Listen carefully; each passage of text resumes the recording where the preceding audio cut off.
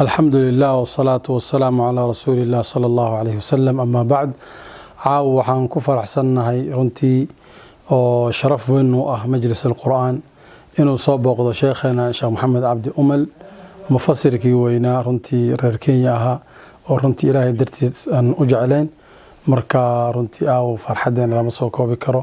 waxaan leeyahay mar labaad iyo mar saddexaad Sheekh Umalow soo dhow barakallahu fiik adii iyo wafdiga kula socda.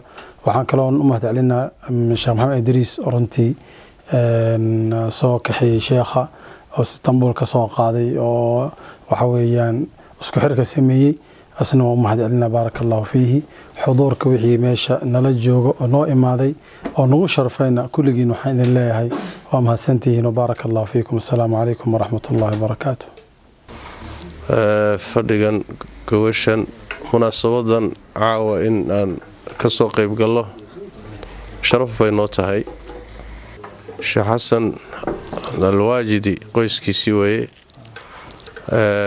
waa markii ugu horeyseen kulanno laakiin netkan ka aqaanay isaguna oo ahay qiraa'adiisaan runtii sawtkiisaan aad u jeclaa insha allah barakeeyo. caawana reerkii oo wada ahlul qur'aan ayaan munaasabadeeda ka soo qayb galay oo runtii xifdigii qur-aanka intay ka gudbeen muxuu ahay mutuuntii culumta qur-aanka ku saabsanayd iyo qiraa'aadka khaasatan laga dhageystay oo shahaadooyin la guddoonsiinayo aad baan ugu faraxsannahay.